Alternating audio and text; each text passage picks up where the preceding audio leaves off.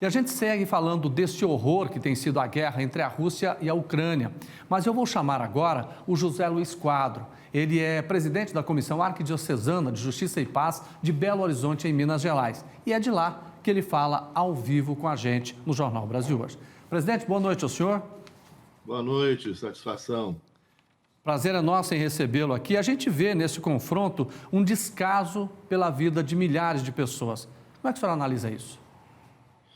Pois é sempre lamentável, né? A gente fala, eu acho que a primeira coisa importante quando a gente fala em paz, né, é que só haverá paz quando houver justiça, né? Depende de qual paz a gente fala, né? Ou seja, uma paz mantida com opressão, né? Isso não pode ser considerado paz. Bom, com relação a esse conflito, é um conflito que começou já há mais de 8 anos. Né, onde teve um golpe de Estado que afastou um governo, que era um governo pró-russo, e ali colocou-se um governo pró-Ocidente, né, que represente os interesses ali da União Europeia e principalmente dos Estados Unidos. Então, esse conflito já vem já de algum tempo, né, principalmente ali naquelas regiões que tem a maior parte da população de russos, ou que falam russo, né, de cultura russa. 30% da população da Ucrânia fala russo, e o ucraniano é um idioma muito semelhante ao russo.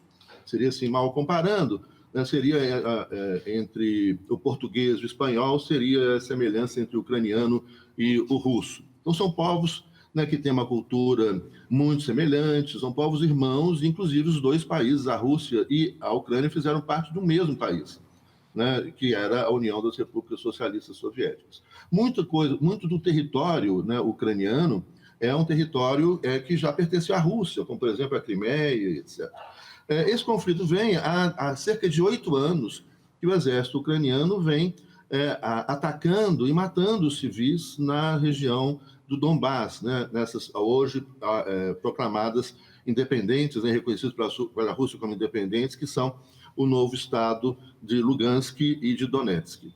E o exército russo, então, entra ali para proteger essa região, né, de maioria russa e que reconhece a independência deles, e agora, hoje, né, já cerca a Kiev para afastar o governo.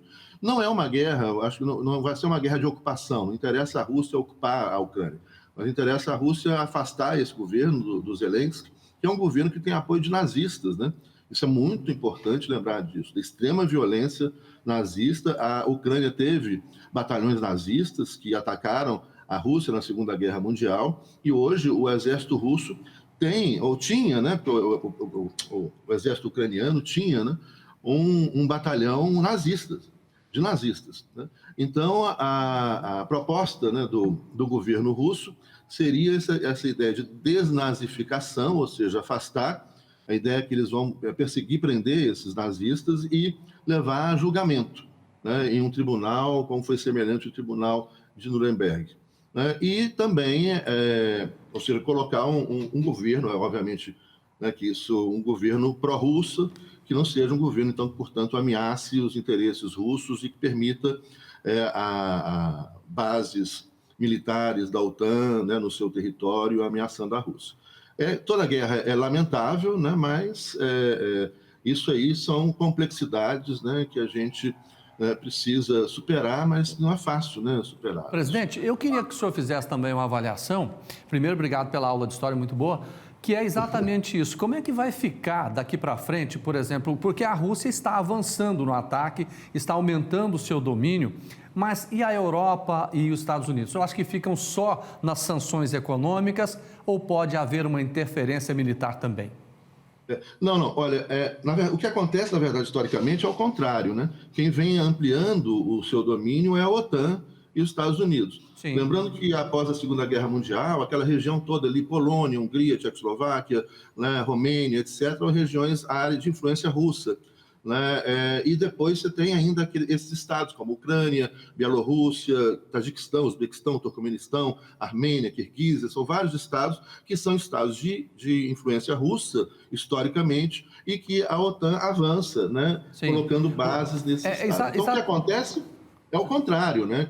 Quem avançou foi a OTAN, sim, e o Ocidente e os Estados Unidos. E em cima disso, eu queria perguntar para o senhor, porque, por exemplo, a Ucrânia não faz parte ainda da OTAN, né? E Não aí, faz. não faz. Portanto, não há como ter a intervenção militar fora. Mas isso pode acontecer, pode ter uma participação militar dos Estados Unidos e da Europa nessa guerra? Não, isso Não? seria o fim do mundo. Não. Agora não, né? É obviamente que a gente não está, vamos falar que tem ainda a questão da China, Taiwan, tem um monte de questões aí que podem envolver, que pode levar a uma guerra mais ampla, né? Mas atualmente não. A Europa tem interesse em manter boas relações com a Rússia, interesses comerciais. A Alemanha, principalmente, tem interesses comerciais diretos, né, com a Rússia. Não interessa a guerra, não vão fazer guerra. E nos Estados Unidos é fora, longe do seu território, e os europeus não querem essa guerra.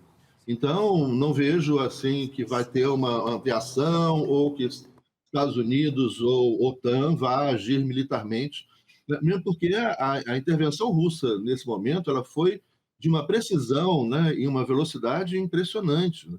Eles destruíram as bases de aviões e de defesa aérea ucranianas em uma Tá, hora, né, e já chegaram à capital. Então, tá. o exército russo é muito poderoso. Em apenas um dia, né, presidente? Presidente, Em um obrigado dia. pelas informações, tá? Foi muito bom conversar com o senhor. Bom final de semana, bom Eu que feriado. agradeço. Bom final de semana. Tudo de bom para vocês O todos. senhor também.